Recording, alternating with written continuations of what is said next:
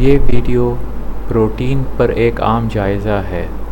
اس video میں کھانے میں پروٹین کے بارے میں کچھ معلومات بتاؤں گا اور پروٹین کے متعلق جو غلط فہمیاں ہیں ان میں سے کچھ کے بارے میں بھی بات کروں گا۔ اس ویڈیو میں جب لفظ پروٹین کا استعمال کروں تو اس کا مطلب جانوروں کا گوشت اور انڈوں سے حاصل ہونے والی پروٹین ہے۔ اس ویڈیو میں پودوں اور درختوں سے حاصل ہونے والی اشیاء میں پروٹین کے بارے میں بات نہیں کر رہا، کیونکہ ان میں پروٹین نہ ہی اس شکل میں ہے جو انسانی نظام ہاضمہ کے مطابق ہو اور صحیح جذب ہو سکے، اور نہ ہی ان میں پروٹین کے سارے مختلف اجزاء یعنی امینو ایسڈز موجود ہیں، اور جو ہیں ان کی بھی یا تو انسانی جسمانی ضروریات کے مطابق مقدار بہت کم ہے یا ان کا انسانی جسمانی ضروریات کے مطابق تناسب صحیح نہیں ہے۔ اس ویڈیو میں جب پروٹین کی مقدار وزن کے طور پر ذکر کروں تو اس کا مطلب گوشت کا وزن نہیں ہے۔ مختلف قسم کے جانوروں میں اور ان میں مختلف قسم کے حصوں میں گوشت میں موجود پروٹین کی مقدار کا آپس میں تھوڑا سا فرق ہوتا ہے، مگر عام طور پر حساب کرنے کے لیے آپ 1 گرام پروٹین کو 4 سے ضرب دیں گے تو سرخ گوشت کی مقدار پتہ چل جائے گی۔ مثال کے طور پر 25 گرام پروٹین کو 4 سے ضرب دیں گے تو 100 گرام سرخ گوشت بنتا ہے۔ بہت سے لوگ جن میں طبی ماہرین اور انٹرنیٹ پر مختلف اثر انداز کرنے والے لوگ یعنی انفلوئنسرز وغیرہ شامل ہیں، یہ سب پروٹین کے بارے میں بات کرتے ہیں۔ کچھ لوگ کہتے ہیں کہ زیادہ پروٹین کھانے سے یہ جسم میں گلوکوز میں تبدیل ہو جاتا ہے۔ کچھ لوگ کہتے ہیں کہ زیادہ پروٹین کھانا فضول ہے، کیونکہ ضرورت سے زیادہ کھایا ہوا پروٹین جسم میں پیخانہ اور پیشاب کے ذریعے خارج ہو جائے گا۔ کچھ لوگ کہتے ہیں کہ زیادہ پروٹین کھانا جسم کے لیے زہر آلود یعنی ٹاکسک ہے، وغیرہ وغیرہ۔ دیکھا جائے تو عام طور پر پروٹین کے بارے میں بہت خوف پھیلایا جاتا ہے۔ کچھ لوگ جب کیٹوجینک نظام غذا، جس میں گوشت خور غذا یعنی کارنیور ڈائٹ اور کیٹو غذا یعنی کیٹو ڈائٹ شامل ہیں، ان پر عمل کرتے ہیں تو شروع کے کچھ عرصے کے دوران ان کو کمزوری اور الیکٹرولائٹس کے عدم توازن یعنی امبیلنس کی شکایت ہوتی ہے۔ اس کی مختلف وجوہات ہیں، مگر سب سے بڑی اور عام وجہ غذا میں جسمانی ضرورت سے کم پروٹین کا استعمال کرنا بھی شامل ہے۔ پروٹین کی کمی کی وجہ سے جسم میں کئی اعمال یعنی پروسیسز ضروریات کے مطابق کام نہیں کر سکتے، اور انسانی جسم کے لیے اندرونی ہومیوسٹیٹس ضروریات یعنی جسم کو صحیح طریقے سے کام کرنے کے لیے مختلف قسم کے اندرونی حالات کو مسلسل ایک صحیح تناسب میں برقرار رکھنے کے عمل کا صحیح طرح سے انتظام نہیں ہو سکے گا۔ اب ہم پروٹین کے بارے میں جو غلط فہمیاں ہیں ان میں سے کچھ کو ایک ایک کر کے سمجھتے ہیں۔ غلط فہمی نمبر 1، اکثر اطباء اور گردوں کے ماہرین کہتے ہیں کہ ایک وقت کے کھانے میں گردے صرف تقریباً 15 سے 30 گرام پروٹین ہی سنبھال سکتے ہیں۔ کچھ ماہرین اس حد کو 50 گرام تک لے جاتے ہیں۔ یہ ایک غلط اور بے بنیاد سوچ ہے۔ سبزی خور یعنی ہربیوور جانور یعنی وہ جانور جو صرف گھاس، پتے، پودے وغیرہ پورا دن کھاتے ہیں، وہ پورا دن کھاتے رہتے ہیں، کیونکہ ان کی قدرتی خوراک اور نظام ہاضمہ اسی حساب سے لگاتار کھانے کے عمل کے لیے بنا ہوا ہے۔ انسان کے نظام ہاضمہ اور اس کی صحیح قدرتی غذا کے مطابق ایک عام شخص کے لیے دن میں 1 یا 2 وقت سے زائد مرتبہ کھانا کھانے کی ضرورت ہے ہی نہیں۔ دن میں 2 سے زائد مرتبہ کھانا کھانا اور کھانوں کے بیچ میں چھوٹے یا ہلکے کھانے یعنی سنیکس استعمال کرنا صرف کچھ 100 سالوں پہلے متعارف ہوا ہے۔ انسانی نظام ہاضمہ کے مطابق جسم کو نہیں پتہ کہ آپ ایک سنیک کھا یا پی رہے ہیں یا ایک وقت کا صحیح کھانا کھا رہے ہیں۔ اگر کسی انسان کے پاس کوئی ایسا طریقہ ہے جس کے ذریعے وہ اپنے جسم کو مطلع کر سکے کہ وہ ابھی سنیک کھانے لگا ہے اور کھانا نہیں، تو ایسا شخص انسانی تاریخ میں ایک انتہائی نایاب عجوبہ ہوگا۔ اگر ایک انسان کو ایک دن میں 200 گرام یا اس سے زیادہ پروٹین کی ضرورت ہو تو کیا وہ جانوروں کی طرح ہر کچھ دیر کے بعد کھاتا یا پیتا رہے، یا انسانی فطرت کے حساب سے اگر اپنی ضروریات کے مطابق پوری مقدار ایک وقت میں کھا سکتا ہے تو کھا لے؟ لوگ بغیر کسی علمی یا عقل مندی کے بنیاد پر یہ تجویز کرتے ہیں کہ وقفے سے تھوڑا تھوڑا کر کے کھاتے رہیں۔ طبی ماہرین سبزیوں، اناج، دانے، فروٹ وغیرہ سے حاصل ہونے والی کم معیاری اور غیر مکمل پروٹین کی حد تو کبھی مقرر ہی نہیں کرتے اور نہ ہی کرنے کا خیال آتا ہے۔ البتہ ان سے جیسے ہی گوشت اور انڈوں کا تذکرہ کیا جائے تو فوراً ہی اس کے کھانے کی مقدار کی حد مقرر کر دیتے ہیں۔ ان کا مقصد لوگوں کو سبزی خوری یعنی ویجیٹیرینزم کی طرف مائل کرنا ہے تاکہ لوگ گوشت کھانا کم سے کم کر دیں، اور اگر کم کھا رہے ہیں تو جتنا کھا رہے ہیں اس کو بھی مکمل طور پر چھوڑ دیں۔ اب اگر کسی شخص کو صحیح خوراک نہیں ملے گی تو یقیناً اس کی غذا میں جانوروں اور پرندوں کی غذا یعنی گھاس، پتے، پودے، سبزیاں، اناج، دانہ وغیرہ زیادہ سے زیادہ استعمال ہوگا۔ اس کے نتیجے میں انسان کی صحت صرف بد سے بدتر ہی ہوتی جائے گی، جس سے ایسے لوگوں اور ماہرین کے پیشے کا کاروبار چلتا رہے گا اور انہیں آمدنی ہوتی رہے گی۔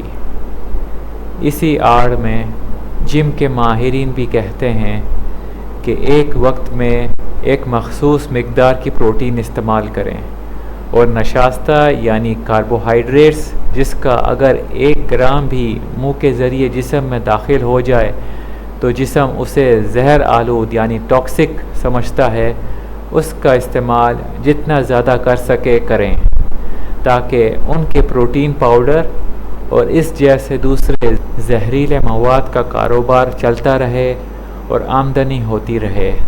غلط فہمی نمبر 2، اکثر جم کے ماہرین کہتے ہیں کہ ایک وقت کے کھانے میں سے تقریباً 20 گرام سے 30 گرام پروٹین ہی پورے جسم کے سارے مختلف پٹھوں یعنی اسکیلیٹل مسل کو بنانے اور ان کی دیکھ بھال کے لیے استعمال ہوتی ہے۔ اس کے علاوہ جم کے ماہرین اور طبی ماہرین یہ بھی کہتے ہیں کہ ایک وقت میں اس مقدار سے زائد پروٹین کھانے کا جسم کو کوئی فائدہ نہیں ہے، بلکہ یہ زائد مقدار یا تو پیشاب اور پیخانے کے ذریعے خارج ہو کر ضائع ہو جائے گا یا تو جسم میں مسائل پیدا کرے گا، خاص طور پر گردوں میں۔ یہ ایک غلط اور بے بنیاد سوچ ہے۔ پورے جسم کے سارے مختلف پٹھوں یعنی اسکیلیٹل مسل کو بنانے اور ان کی دیکھ بھال کے لیے پروٹین کی ایک مخصوص مقدار کی ضرورت ہے۔ یہ بات صحیح ہے، مگر یہ مقدار 30 گرام یا 50 گرام نہیں ہے۔ جم کے ماہرین لوگوں کو صحیح معلومات نہیں دیتے ہیں۔ اس کی 2 وجوہات ہو سکتی ہیں۔ یا تو انہوں نے جس طرح یہ باتیں سنی ہیں اس کو اسی طرح آگے منتقل کر رہے ہیں اور اس پر اپنی طرف سے کوئی تحقیق کرنے کے بارے میں کبھی نہیں سوچا، یا تو ان کو اپنا پروٹین پاؤڈر کا کاروبار ساتھ میں چلانا ہے۔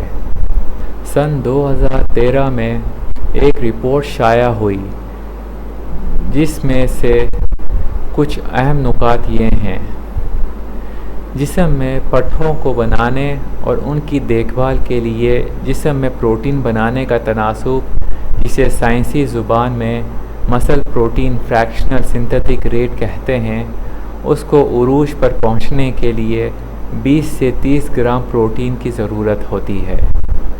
اس سے لوگوں نے یہ سمجھا کہ پٹھوں کو بنانے اور ان کی دیکھ بھال کے لیے یہ مقدار آخری یعنی زیادہ سے زیادہ حد ہے۔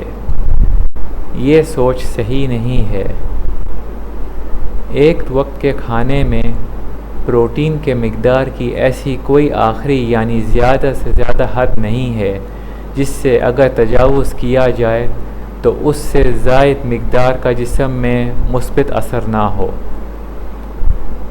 انسانوں پر ایک تجربے میں یہ دیکھا گیا ہے کہ پورے دن میں پروٹین کی ضروری مقدار کا اگر 80% ایک ہی کھانے میں کھایا جائے تو اس کا پٹھوں پر مثبت اثرات بہت اچھے اور زیادہ ہوتے ہیں بنسبت اس کے کہ وہی مقدار پورے دن میں تھوڑا تھوڑا کر کے کھایا جائے۔ اگر جسم واقعی ایک وقت میں 30 گرام سے زائد مقدار پروٹین سنبھال نہیں سکتا یا استعمال نہیں کر سکتا تو تجربے میں جن لوگوں نے پورے دن میں پروٹین کی ضروری مقدار کا 80% ایک ہی کھانے میں کھایا ہے تو ان کے نتائج بہتر نہیں آنے چاہیے تھے۔ اس رپورٹ میں یہ بھی لکھا ہے کہ پروٹین کی معیار بھی معنی رکھتی ہے، یعنی صرف مختلف اقسام کے گوشت اور انڈوں سے حاصل ہونے والی پروٹین ہی انسانی جسم کے لیے فائدہ مند ہے۔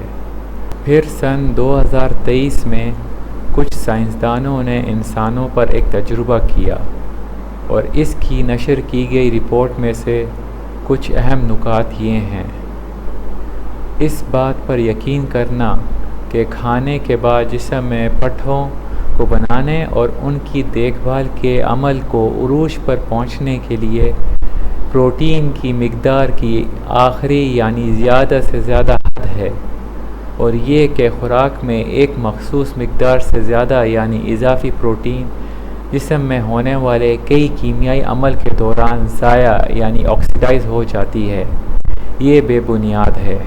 اس تجربے میں سائنسدانوں نے جسم میں پٹھوں کے بنانے اور ان کی دیکھ بھال کے عمل کے لیے کھانے سے جذب ہونے والے امینو ایسڈز جو پروٹین کے مختلف اجزاء ہیں ان کی خون میں دستیابی بھی دیکھی۔ اس تجربے میں انہوں نے 25 گرام اور 100 گرام پروٹین کی مقدار کا استعمال کیا، جس سے یہ پتہ چلا ہے کہ جو سب سے زیادہ مقدار انہوں نے استعمال کی وہ پٹھوں کو بنانے اور ان کی دیکھ بھال کے عمل کے استعمال کے لیے 12 گھنٹے سے زائد عرصے بعد بھی جسم میں موجود تھی اور ضائع نہیں ہوئی۔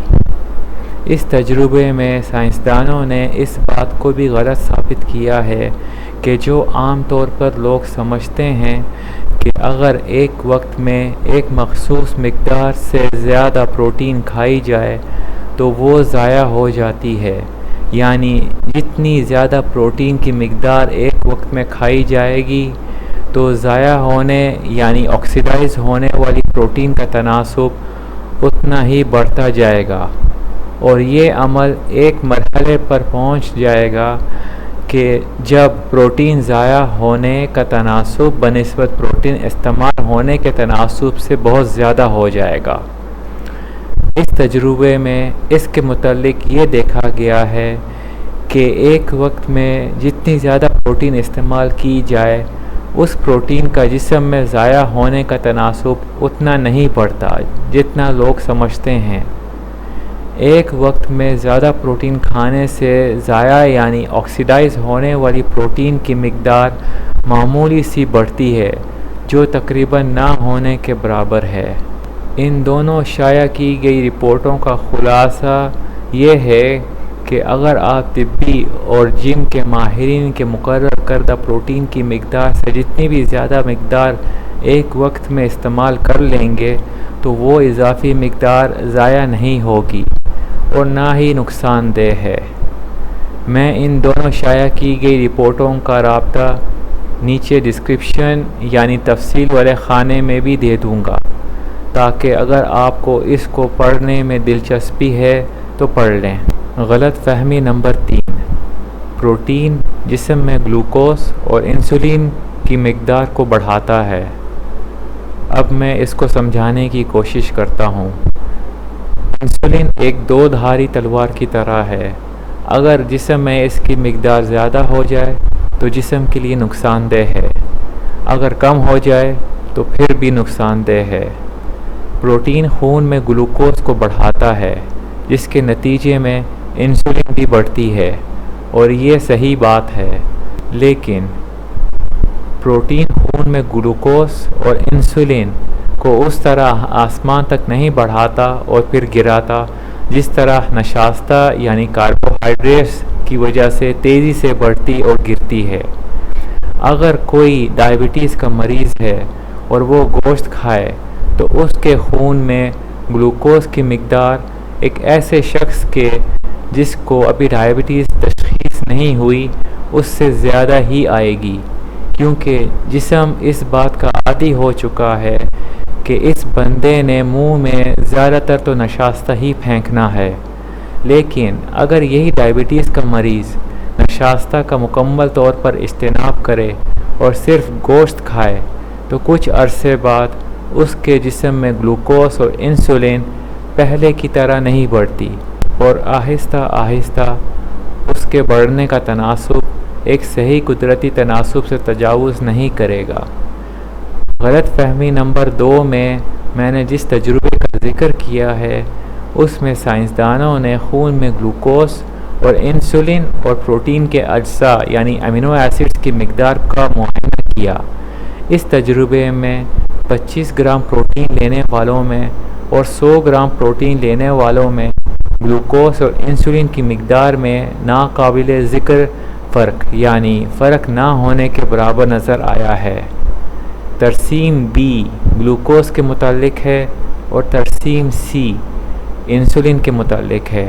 غلط فہمی نمبر 4، پروٹین صرف پٹھوں کو بنانے اور ان کی دیکھ بھال اور مرمت کے لیے استعمال ہوتی ہے۔ اب میں اس کو سمجھانے کی کوشش کرتا ہوں۔ پروٹین اصل میں مختلف اقسام کے اجزاء جنہیں امینو ایسڈز کہتے ہیں ان کو آپس میں جوڑنے سے بنتے ہیں۔ جسم کو مختلف اقسام کے پروٹین چاہیے ہوتے ہیں، یعنی ہر قسم کے پروٹین میں مختلف اقسام کے امینو ایسڈز مختلف تناسب کے ساتھ جڑے ہوتے ہیں۔ اگر جسم کو ضروریات کے مطابق امینو ایسڈز نہیں ملیں گی تو بنیادی طور پر جسم اپنے آپ کو صحیح طرح سے نہ ہی بنا سکے گا اور نہ ہی اپنی دیکھ بھال صحیح طرح سے کر سکے گا۔ پٹھوں کو غذا میں کھائی جانے والی پروٹین میں سے ایک حصہ چاہیے، یہ بات بالکل درست ہے۔ لوگوں کے ذہنوں میں جب پروٹین آتا ہے تو وہ صرف پٹھوں کے بارے میں سوچتے ہیں۔ لوگوں کو یہ نہیں پتہ کہ جتنی بھی پروٹین وہ غذا کے ذریعے کھاتے ہیں اس میں سے تقریباً 1/3 حصہ صرف پٹھوں کی طرف جاتا ہے اور باقی 2/3 جسم میں کئی دوسرے کاموں کے لیے استعمال ہوتا ہے۔ مختلف پیشوں کے لوگ اپنی علمی مہارت یعنی اسپیشیلٹی کے ارد گرد ہی بات کرتے ہیں اور جسم میں کسی عمل کو پوری طرح سمجھنے کی کوشش نہیں کرتے۔ مثال کے طور پر گردوں کے ماہرین کو پروٹین صرف گردوں کو خراب کرنے کا ایک ذریعہ نظر آتا ہے، حالانکہ گردے کبھی بھی پروٹین کی وجہ سے خراب نہیں ہوتے، اور گردوں کے ماہرین اور دیگر طبی ماہرین کہتے ہیں کہ پروٹین کے لیے پورے ہفتے میں سرخ گوشت اور انڈوں کی ایک محدود مقدار کھائیں، اور اگر اجتناب کر سکیں تو بہتر ہے۔ اس تجویز کردہ مقدار سے زیادہ تو ماہرین ایک نوالے میں جانوروں اور پرندوں کی غذا اپنے منہ میں ڈال لیتے ہیں۔ جم کے ماہرین کہیں گے کہ پروٹین زیادہ کھائیں مگر تھوڑا تھوڑا کر کے کھائیں، یعنی ایک طریقے سے انسان کو جانور کی طرح چرنے یعنی بار بار کھانے پینے کی عادت لگاتے ہیں، اور ساتھ میں پروٹین پاؤڈر اور اس طرح کی دیگر زہریلی مصنوعات استعمال کرنے کی تجویز دیتے ہیں۔ جسم میں مختلف اعضاء کی دیکھ بھال اور ان کو صحت مند رہنے کے لیے اور ان کی نشو و نما کے لیے پروٹین چاہیے۔ اس میں سب سے زیادہ حصہ لینے والوں میں نظام ہاضمہ سے منسلک اعضاء یعنی ڈائجسٹو ٹریکٹ شامل ہے، اور یہ زبان سے لے کر پیٹ سے گزر کے آنتڑیوں سے گزر کے مقعد یعنی اینس تک کا پورا حصہ ہے۔ اس پورے جسمانی حصے کی دیکھ بھال، نشو و نما اور صحت مند اور معمول کے طریقے سے کام کرنے کے لیے پروٹین کی ضرورت ہے۔ تقریباً ہر کچھ دنوں کے بعد پیٹ اور آنتڑیوں کی اندرونی پرانی تہ نئے تہ سے تبدیل ہو جاتی ہے۔ اس نئے تہ کو بنانے کے لیے کیا استعمال ہوتا ہے؟ امینو ایسڈز یعنی پروٹین کے اجزاء۔ جسم پولی پیپٹائڈ بناتا ہے جو جسم میں مختلف اعمال میں مدد کرتا ہے اور ان کی ضرورت ہوتی ہے، جیسے کہ ڈی این اے ریپلیکیشن، حیاتیاتی سالمہ یعنی مولیکیول کی نقل و حرکت، مختلف اقسام کے میٹابولک ریاکشنز، خلیوں کو ساختی حمایت یعنی اسٹرکچرل سپورٹ فراہم کرنا وغیرہ۔ ان پولی پیپٹائڈز کو بنانے کے لیے کس چیز کی ضرورت ہے؟ امینو ایسڈز یعنی پروٹین کے اجزاء۔ جسم میں کئی مختلف انزائمز ہیں جو جسم میں چیزوں کو خلیاتی سطح یعنی سیلولر لیول پر توڑنے اور بنانے کے لیے استعمال ہوتے ہیں۔ ان انزائمز کو بنانے کے لیے کس چیز کی ضرورت ہے؟ امینو ایسڈز یعنی پروٹین کے اجزاء۔ جسم سے زہریلے اور مضر صحت مواد کو ڈیٹاکسیفیکیشن کے ذریعے جسم سے خارج کرنے کے لیے جسم میں جو مختلف عمل مرحلہ وار ہوتے ہیں ان کو پہلے مرحلے میں کس چیز کی ضرورت ہے؟ امینو ایسڈز یعنی پروٹین کے اجزاء۔ مدافعاتی خلیوں یعنی امیون سیلز جسم کو مختلف بیماریوں، بیکٹیریا، وائرسز، پیراسائٹس، فنگائی وغیرہ سے بچاتے ہیں۔ ان مدافعاتی خلیوں کو بنانے کے لیے کس چیز کی ضرورت ہے؟ امینو ایسڈز یعنی پروٹین کے اجزاء۔ جسم کے خربوں خلیوں میں سے ہر ایک خلیے میں موجود مائٹوکونڈریا جسم میں دفاعی نظام یعنی امیون سسٹم کو برقرار رکھنے کے عمل میں اپنا کردار ادا کرتا ہے۔ ان دفاعی نظام یعنی امیون سسٹم کو صحیح طرح سے کام کرنے کے لیے کس چیز کی ضرورت ہے؟ امینو ایسڈز یعنی پروٹین کے اجزاء۔ کولیجن ہڈیوں کو آپس میں جڑے رہنے کے لیے استعمال ہوتے ہیں۔ جوڑوں کو صحیح طرح سے حرکت کرنے کے لیے بھی اس کی ضرورت ہے۔ جلد کو بھی کولیجن کی ضرورت ہے، پٹھوں کو بھی کولیجن کی ضرورت ہے وغیرہ وغیرہ۔ آپ کے جسم میں موجود مجموعی پروٹین کی مقدار میں سے تقریباً 30% کولیجن ہے۔ کولیجن کو بنانے کے لیے کس چیز کی ضرورت ہے؟ امینو ایسڈز یعنی پروٹین کے اجزاء۔ ضرورت پڑنے پر پروٹین جسم میں توانائی حاصل کرنے کا ایک مصدر بھی ہے۔ غلط فہمی نمبر 5، گوشت کھانے سے جسم کیٹوسس کی حالت سے نکل جاتا ہے۔ اب میں اس کو سمجھانے کی کوشش کرتا ہوں۔ کیٹوسس جسم کو توانائی مہیا کرانے کے لیے کئی طریقوں میں سے ایک ہے، جن میں نشاستہ یعنی کاربوہائیڈریٹس بھی شامل ہے۔ جب جسم میں نشاستہ داخل ہونا رک جاتا ہے تو جسم اپنے قدرتی نظام جو کیٹوسس ہے اس پر واپس چلنا شروع کر لیتا ہے۔ جیسے کہ آپ اس ترسیم میں دیکھ سکتے ہیں کہ خون میں 0.4 سے 1 ملی مولار کیٹونز کی مقدار کو غذائی کیٹوسس یعنی نیوٹریشنل کیٹوسس کہتے ہیں۔ 1 سے 3 ملی مولا کیٹونز کی مقدار کو بہترین کیٹوسس یعنی آپٹیمل کیٹوسس کہتے ہیں۔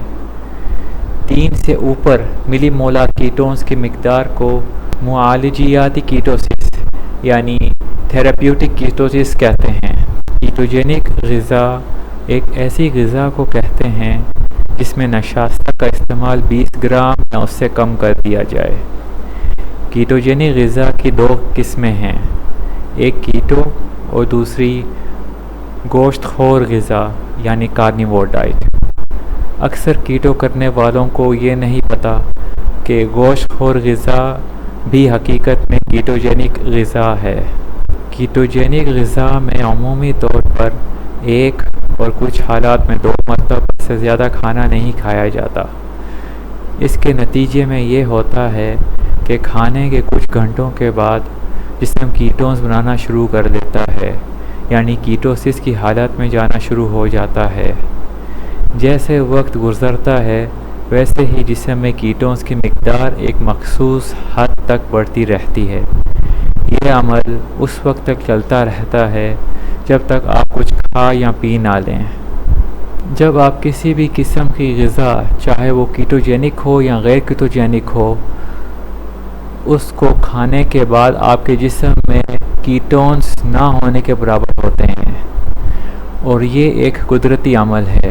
جیسے جیسے کھانے میں سے غذائیت جسم میں جذب ہونے سے ختم ہوتی جائے گی ویسے ہی ساتھ ساتھ جسم کیٹونز بنانا شروع کر دے گا، یعنی کھانے کے کچھ گھنٹوں کے بعد آپ کے جسم میں کیٹونز کی مقدار 0.4 اور 1 کے درمیان قدرتی طور پر ہو جائے گی، اور اس کے ساتھ جیسے جیسے آپ کیٹوجینک غذا کو صحیح پرہیز کے ساتھ کھاتے رہیں گے ویسے ہی کچھ دنوں کے بعد یہ کیٹونز کی مقدار تھوڑی تھوڑی کر کے بڑھتی جائے گی۔ اب اگر آپ مثال کے طور پر 36 گھنٹے کھانا نہیں کھائیں گے تو کیٹونز کی مقدار 1 ملی مولار سے زیادہ ہوتی جائے گی۔ جتنا لمبا عرصہ آپ کھانے پینے کے بغیر گزاریں گے اتنے ہی کیٹونز جسم میں بڑھتے جائیں گے۔ یہ ایک بالکل قدرتی عمل ہے۔ کیٹوسس اور کیٹو ایسیڈوسس جسے ڈائبیٹک کیٹو ایسیڈوسس بھی کہتے ہیں 2 مختلف جسمانی حالتیں ہیں۔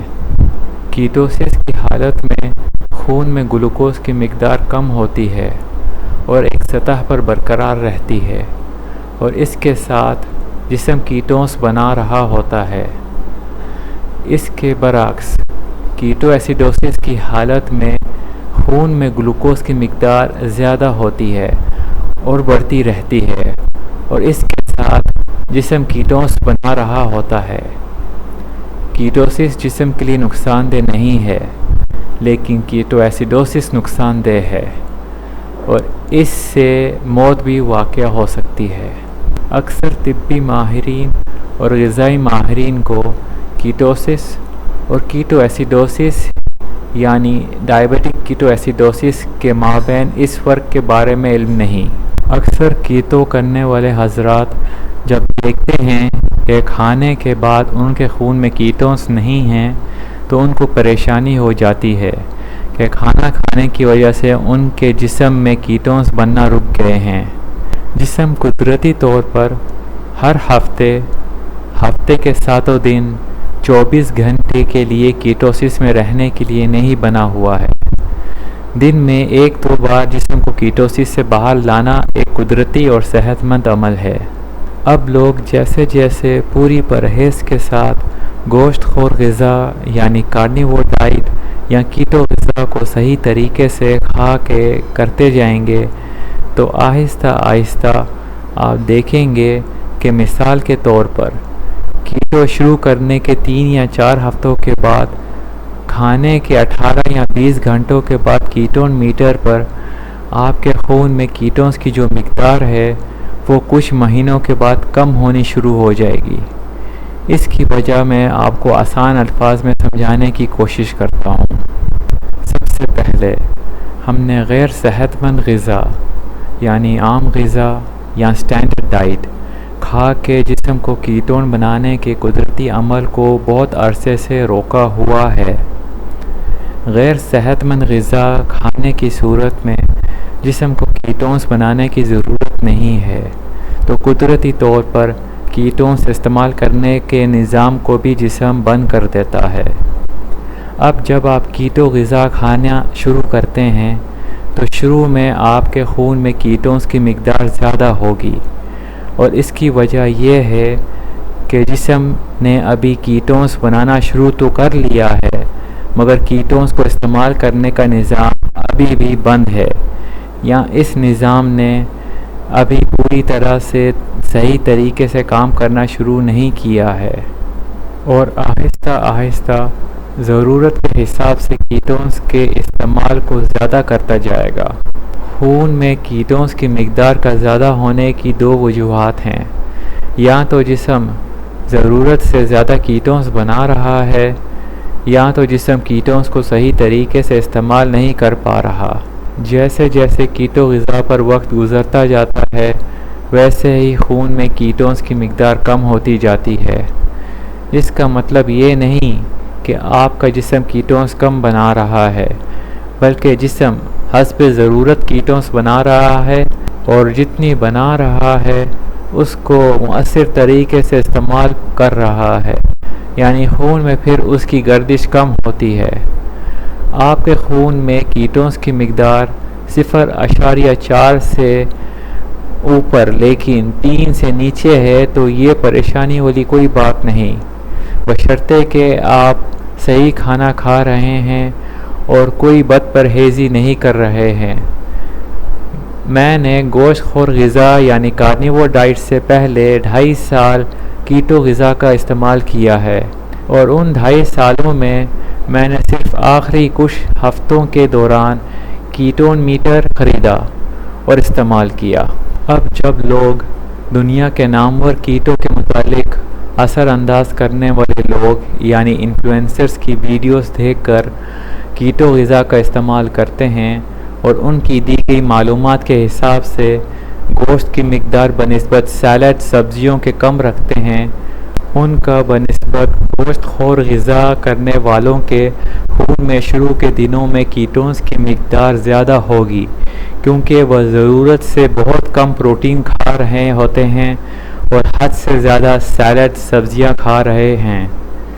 جو صحیح کیٹو غذا ہے اس میں سیلڈ اور سبزیوں کا استعمال ہوتا ہے، مگر اتنا نہیں ہوتا جتنا لوگ استعمال کرتے ہیں۔ کیٹو غذا استعمال کرتے وقت اکثر لوگوں کو یہ محسوس ہی نہیں ہوتا کہ وہ پروٹین کم کھا رہے ہیں، کیونکہ وہ سیلڈ اور سبزیوں کے ذریعے پہلے سے اپنا پیٹ بھر لیتے ہیں، اور ان چیزوں کا جسم میں عارضی طور پر پیٹ بھرنے کے علاوہ کوئی کام نہیں اور کوئی غذائیت بھی نہیں، اور پھر کیونکہ پیٹ سیلڈ اور سبزیوں سے بھرا ہوا ہوتا ہے تو پیٹ میں جگہ نہ ہونے کی وجہ سے اس وقت قدرتی طور پر پروٹین کم کھائی جاتی ہے۔ دنیا کے نامور کیٹو کے متعلق اثر انداز کرنے والے لوگ یعنی انفلوئنسرز کی ویڈیوز میں آپ دیکھیں گے کہ وہ سبزیوں اور سیلڈ کو زیادہ ترجیح دیتے ہیں بنسبت گوشت کے، حالانکہ ان سبزیوں اور پتوں میں کوئی غذائیت نہیں، اور اگر ہے تو اتنی کم ہے کہ نہ ہونے کے برابر ہے۔ اسی طرح اگر گردے کا کوئی ماہر جب کیٹو کو سمجھے اور بعد میں گوشت خور غذا یعنی کارنیور ڈائٹ کو آزماتا ہے اور جب لوگوں کو گوشت خور غذا کا مشورہ دیتا ہے تو کہتا ہے کہ زیادہ پروٹین گردے کے لیے نقصان دہ ہے۔ مسئلہ یہ ہے کہ ایسے لوگ باوجود اس کے کہ انہوں نے جو کچھ صحت اور غذائیت کے بارے میں کالجوں اور یونیورسٹیوں میں پڑھا ہے اور سیکھا ہے وہ تقریباً سارا غلط ثابت ہو چکا ہے، مگر پھر بھی ان غلط معلومات کی بنیاد پر کہتے ہیں کہ سبزیاں سیلڈ جسم کے لیے ضروری اور فائدہ مند ہیں اور زیادہ پروٹین کھانا نقصان دہ ہے۔ اگر آپ کو یقین ہے کہ آپ گوشت خور غذا یا کیٹو غذا کے دوران کوئی بد پرہیزی نہیں کر رہے ہیں تو آپ کو نہ ہی ہر روز یا ہر ہفتے کیٹونز کا معائنہ کرنے کی ضرورت ہے اور نہ ہی اس کے بارے میں پریشان ہونے کی ضرورت ہے۔ البتہ اگر آپ کو کینسر یا اس جیسے کسی دوسری بیماری کا علاج گوشت خور غذا یا کیٹو غذا سے کر رہے ہیں تو علاج کے لیے آپ کو کیٹونز کا ہر روز معائنہ کرنا پڑ سکتا ہے، اور ان حالات میں وقفے سے ہر کچھ عرصے کے لیے کیٹونز 3 ملی مولر سے جتنا زیادہ ہو سکے بہتر ہے، اور ساتھ میں خون میں گلوکوز کی مقدار جتنی کم ہو سکے بہتر ہے۔ ان دونوں کو استعمال کر کے ایک تناسب نکالا جاتا ہے جسے GKI یعنی گلوکوز کیٹونز انڈیکس کہتے ہیں، اور ایسی بیماریوں کے لیے GKI 3 سے جتنا کم ہو اتنا بہتر ہے۔ خلاصہ یہ ہے کہ گوشت خور غذا یعنی کارنیور ڈائٹ بھی کیٹوجینک غذا کی ایک قسم ہے، اور اس میں بھی انسان کیٹوسس میں ہوتا ہے بشرطے کہ وہ کوئی بد پرہیزی نہیں کر رہا۔ اب تک میں نے پروٹین کے حوالے سے جو چند جسمانی ضروریات کے بارے میں بتایا ہے، تو کیا پروٹین صرف پٹھوں کے لیے استعمال ہوتا ہے؟ کیا پروٹین کم کھانا واقعی ایک صحت مند عمل ہے؟ اب میں آپ کو پروٹین کے متعلق 2 اور نکات کے بارے میں بھی بتاتا ہوں۔ جب بھی ہم پروٹین کی بات کرتے ہیں تو 2 نکات کا خیال رکھنا چاہیے۔ پہلا نکتہ بائیو اویلیبلٹی اور دوسرا نکتہ یوٹیلائزیشن۔ پہلا نکتہ بائیو اویلیبلٹی۔ بائیو اویلیبلٹی کا مطلب ہے کہ کسی بھی کھائی یا پی جانے والی چیز میں غذائی عناصر کی موجود کل مقدار میں سے جسم کتنا ہضم اور جذب کر سکے گا۔ انڈے، دودھ اور دودھ کی مصنوعات جیسے پنیر، دہی، ان میں پروٹین کی بائیو اویلیبلٹی تقریباً 100% ہے، یعنی جسم ان میں موجود پروٹین کی مقدار تقریباً پوری ہی ہضم اور جذب کر لے گا۔ گوشت کی بائیو اویلیبلٹی 90% سے اوپر ہے، اور باقی ہر چیز میں اس سے کم ہے۔ انسانی جسم میں جب پروٹین خوراک کے ذریعے داخل ہوتی ہے تو ہضم اور جذب کرنے کے عمل کے دوران جسم میں ایک انزائم جسے پروٹیز کہتے ہیں، اس کی مدد سے پروٹین کو اس کے مختلف اجزاء جسے امینو ایسڈز کہتے ہیں ان میں الگ الگ کر کے توڑا جاتا ہے، اور جسم میں پھر یہ امینو ایسڈز جذب ہوتے ہیں۔ بعد میں جسم اپنی ضروریات کے مطابق ان مختلف امینو ایسڈز کو مختلف تناسب سے جوڑ کر جسم میں مختلف اقسام کے پروٹین کو بنانے میں استعمال کرتا ہے۔ پودوں اور درختوں سے حاصل ہونے والی اشیاء میں ایک ایسا عنصر ہوتا ہے جسے پروٹیز انہیبیٹر کہتے ہیں۔ یہ پروٹیز انہیبیٹر پروٹیز کو اپنا کام صحیح طرح سے کرنے نہیں دیتا، جس کی وجہ سے جسم میں پروٹین الگ الگ امینو ایسڈز میں ٹوٹ نہیں سکتے، یعنی جسم میں جذب ہی نہیں ہو سکتے، اور نتیجے میں یہ پروٹین جسم سے پیخانے یا پیشاب کے ذریعے خارج ہو جاتے ہیں۔ اس لیے اگر کسی قسم کے پودوں اور درختوں سے حاصل ہونے والی اشیاء میں اگر تھوڑی پروٹین بھی ہو تو پھر بھی جسم میں پوری طرح جذب نہیں ہو سکتی۔ اب آپ اندازہ لگائیں کہ اگر آپ پودوں سے حاصل ہونے والی اشیاء کا کسی قسم کے گوشت یا انڈوں کے ساتھ استعمال کرتے ہیں تو ان دونوں چیزوں کو ایک ساتھ استعمال کرنے سے آپ کے جسم میں گوشت اور انڈوں میں سے کتنی پروٹین جذب ہوتی ہوگی۔ جو لوگ سبزی خور ہیں اور کسی بھی قسم کا گوشت نہیں کھاتے، یعنی ویجیٹیرین یا ویگن ہیں، تو ان کو پروٹین کی مقدار پورا کرنے کے لیے ایک ہی طریقہ ہے کہ وہ پروٹین آئسولیٹس، پروٹین پاؤڈر جیسے کہ پی آئسولیٹس، سویا آئسولیٹ وغیرہ استعمال کریں۔ ان مصنوعات میں مختلف اقسام کے کیمیکلز، پریزرویٹیوز، چینی، مشینوں کے تیل یعنی فیکٹری میں بننے والے غیر صحت مند تیل وغیرہ ہوتے ہیں، اور اس کے علاوہ مختلف غذائی عناصر مخالف اجزاء ہوتے ہیں جو ان پودوں اور درختوں سے حاصل ہونے والی اشیاء میں قدرتی طور پر پائے جاتے ہیں۔ اب آتے ہیں دوسرے نقطے کی طرف، جو کہ یوٹیلائزیشن ہے۔ یوٹیلائزیشن کا مطلب ہے کہ کسی بھی کھائی یا پی جانے والی چیز میں غذائی عناصر کی موجود کل مقدار میں سے جسم اس کو جذب کرنے کے بعد اس میں سے کتنی مقدار یا تناسب کس عمل کے لیے استعمال یعنی یوٹیلائز کرے گا۔ جیسے میں نے آپ کو کچھ دیر پہلے بتایا ہے کہ پروٹین انسانی جسم میں ہضم اور جذب ہونے کے مرحلے کے دوران مختلف اجزاء یعنی امینو ایسڈز میں ٹوٹتا ہے، اور پھر جسم امینو ایسڈز کو جوڑ کر ضروریات کے مطابق مختلف اقسام کے پروٹین بناتا ہے۔ اس کو سمجھانے کے لیے میں آپ کو کچھ مختلف اقسام کے پروٹین میں اس تناسب کا فرق بتاتا ہوں۔ آئسولیٹ سپلیمنٹس کا جسم میں جذب ہونے اور امینو ایسڈز میں ٹوٹنے کے بعد تقریباً 17% پٹھوں کے لیے پروٹین بننے کے لیے استعمال ہوتا ہے۔ پودوں اور درختوں سے حاصل ہونے والی اشیاء میں جذب ہونے اور امینو ایسڈز میں ٹوٹنے کے بعد تقریباً 17% پٹھوں کے لیے پروٹین بننے کے لیے استعمال ہوتا ہے۔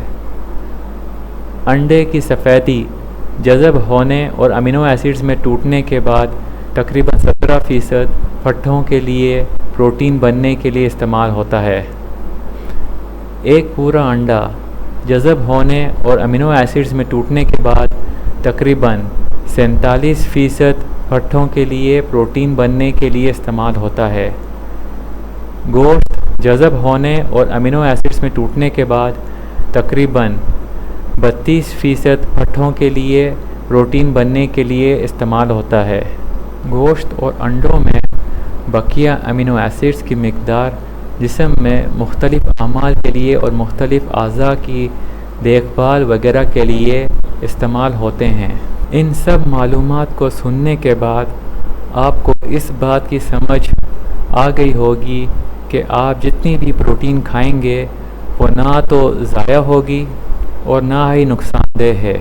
دنیا میں پچھلے تقریباً 70 سالوں سے لوگوں کو پروٹین سے ڈرایا جانا شروع کیا گیا ہے، اور اس مہم میں ہمارے مشرقی ملک کا بھی ہاتھ ہے، اور اس وقت یہ مہم بہت حد تک کامیاب ہو چکی ہے۔ کسی کو اگر موٹاپا ہو تو ماہرین اس کو سرخ گوشت، انڈے اور جانور سے حاصل ہونے والی چکنائی کے استعمال کو کم کھانے کی تجویز دیتے ہیں، اور یہاں تک کہ ان چیزوں کا مکمل اجتناب کرنے کی تجویز بھی دیتے ہیں۔ اس کے بدلے میں وہ کہتے ہیں کہ اناج دانہ کا زیادہ استعمال کریں۔ ان کو اس بارے میں بالکل ہی علم نہیں کہ قربانی سے پہلے جانوروں کو موٹا کرنے کے لیے اناج دانہ وغیرہ دیا جاتا ہے، تو کیا موٹاپے میں مبتلا انسان میں جانوروں کی غذا یعنی اناج دانہ وغیرہ کھانے سے ان کا وزن یا جسمانی چربی کم ہوگی یا زیادہ ہوگی؟